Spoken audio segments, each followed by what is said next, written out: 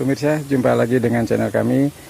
Kebetulan kami hari ini berada di wilayah kaki Gunung Wilis, tapi termasuk wilayah Madiun. Kebetulan kami sedang eksplorasi tanaman porang yang sedang booming. Sebetulnya kami hanya untuk keinginan untuk menginfokan terhadap masyarakat pada saat ini sedang booming-boomingnya tentang porang. Bagaimana sih tanaman porang, seperti apa, apakah seperti apa sih porang tersebut yang dikatakan katak, umbi, bibit. Nah, salah satu di depan kami ini namanya katak. Jadi calon bibitnya porang. Nah, umbinya ada di bawah. Ini salah satu yang dicari oleh masyarakat atau pembudidaya. Ini kebetulan ada di wilayah KPH-nya Madiun, lereng di hutan jati atau lereng Wilis. Ini salah satu contohnya katak. Nah, ini yang dikatakan namanya katak itu, ini dia tumbuh di daun-daun. Tumbuh di daun-daun. Ini pembudidayaan secara alamiah, bukan budidaya yang di sawah. Keistimewaan porang yang ada di hutan, ini kadarnya lebih bagus daripada yang budidaya di sawah atau di lahan tegalan. Ini yang membedakan, dan harga lebih mahal seperti yang ada di tayangan kami ini. Ini semuanya. Nah, mari kita lihat ciri khas tanaman porang. Jadi yang seperti inilah tanaman. Ininya agak beda dengan tanaman suweg ataupun iles-iles. Nah, ini namanya porang asli ini, pemirsa. Jangan sampai salah. Nah, ini. Ya, sekarang banyak mengarah ke semuanya dikatakan porang, padahal itu iles-iles atau suweg. Nah, ini salah satu pohonnya seperti ini. Ininya mulus, dan ini buahnya ini yang sudah siap jual. Nah, ini sebetulnya proses seperti inilah yang sudah siap jual, pemirsa. Ini katak-katak ini. Ini namanya katak, dan agak ada durinya sedikit. Itu singkat cerita tentang tanaman porang. Nah, kebetulan kami bersama Perperindo. Perperindo itu yang lokasinya ada di Madiun. Dia yang menyatukan petani porang. Ini salah satu praktisinya mereka, diantaranya. Tapi di tiap ini dia akan beda. Ini dua musim juga. Kok perbedaannya dengan ini? Faktor nutrisinya. Kita memang nggak pakai pupuk. Ya. Nah, kita pakai murni organik. Ada sih waktu pertama kali itu kita pakai NPK di saat tanam pertama itu. Jadi di saat ke kata itu kita kasih NPK. Tapi di saat tahun kedua, tahun ketiga kita pakai organik.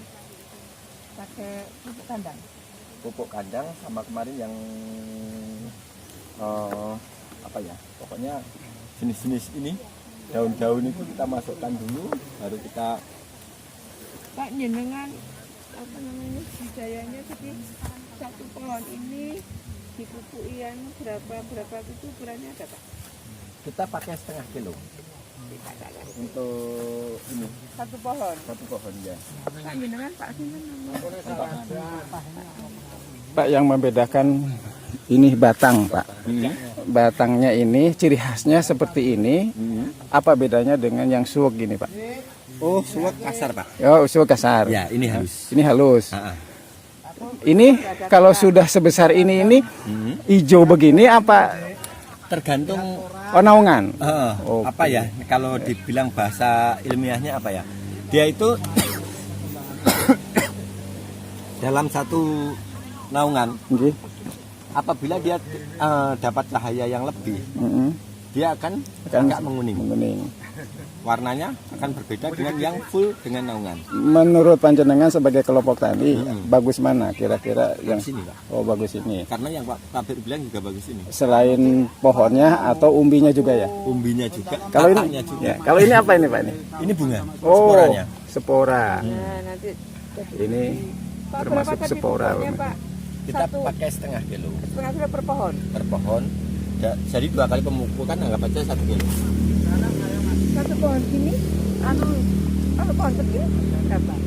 Jadi demikian pemirsa, salah satu pohon, nah ini kan yang tadi hijau, hijau sekali, sama yang agak kuning begini, sama yang di belakang sana itu kalau naungannya tertutup dengan naungan, kurang sinar matahari, itulah yang dikatakan menurut Bapak tadi petani itu yang baik, termasuk pohon dan buahnya. Nah yang ini terlalu banyak sinar.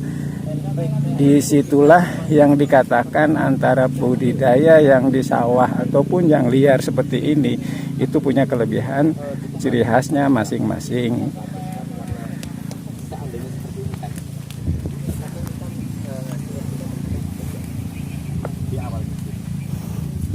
Kembali lagi ini yang sudah siap katak.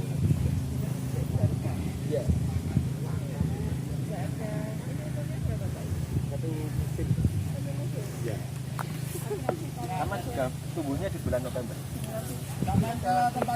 Tumbuh lagi ya. Dalamnya kan masih ada ya. Ya, Dalamnya kan masih ada. Masih. Nah, masih tumbuh lagi gitu ya. ya nanti bulan November tumbuh lagi sih. Jadi tadi pupuk NPK awal pertama kali nanam ya Pak ya. Tapi itu juga diperlukan ataupun tidak, biasanya juga nggak terlalu kita perlukan sih. Cuman kalau kita pengen merangsang dengan kondisi tanah yang kurang nutrisi, mungkin perlu diberikan. Tapi kalau untuk Enggak. tanah yang seperti ini itu rata-rata kita nggak Oh, jadi ini tergantung ya Pak ya. Iya. Kalau Jelas itu pupuk kandang tadi. Iya. kalau katak ini siap dipanen sampai berapa bulan, Pak? Setelah ripah. Setelah ripah itu Dia dalam akan artian lepas sendiri. oh lepas sendiri. Oh, oke. Jadi nggak boleh diambil di saat seperti ini. Oh itu pemirsa. Jadi Meskipun dia sudah rebah, tapi sebelum lepas jangan diambil. Jadi bagi para petani porang jangan ikut-ikutan, harus tahu permasalahannya. Ini hanya sekedar informasi buat rekan-rekan di seluruh Indonesia, terutama pada petani porang. Nah, kenapa gulma ini kita tidak bersihkan benar-benar bersih? Ya. Kenapa Pak? Karena porang ini termasuk kan batangnya lunak. Sekali dia roboh, dia akan tidak maksimal pertumbuhannya. Makanya kita perlukan ini untuk mencegah erosi. Asal gulma itu masih berada di bawah daunnya porang. Ini karena kita topografi kita yang bukan rata ya. Gulma tidak dibersihkan ya. Dibersihkan tetapi tidak dibersihkan Bu, cuman tidak bener-bener kayak gini gitu. Ya, Nggak coba kayak di sampai sawah, bening lah. nggak gitu. Iya, iya. Dibersihkan tapi enggak Berarti itu saran dari kehutanan, memang kalau nanam jagung pun tidak boleh dibrujul, tidak boleh dini. Ya. Tetap sih, ya, itu benar Mas, itu benar. Jadi gini Pak, Ya. intinya kan kenapa sih kita lahir ke Purindo? Nggih. Pertama itu kita juga membawa misi dari orang-orang tua kita terdahulu, Nggih. bahwa porang ini harus memenuhi 3 aspek: Nggih. ekonomi, Ya. ekologi, Ya. sosial. Oke. Siapa sih yang mau seperti tetangga kita Nganjuk mengumpulkan harta benda yang segitu banyak dalam 1 jam habis?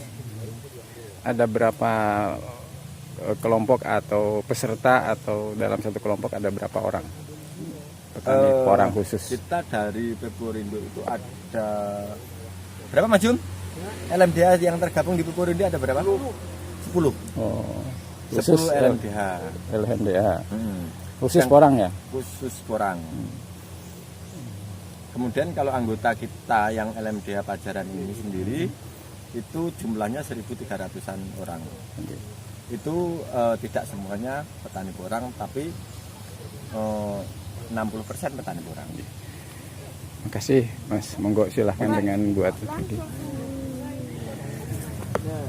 Tahun kemarin, tahun ini, tahun istilahnya hampir 2020. Demikian pemirsa sekilas tentang tanaman porang. Mari kita lanjutkan lagi ke hutan berikutnya. Terima kasih. Wassalam.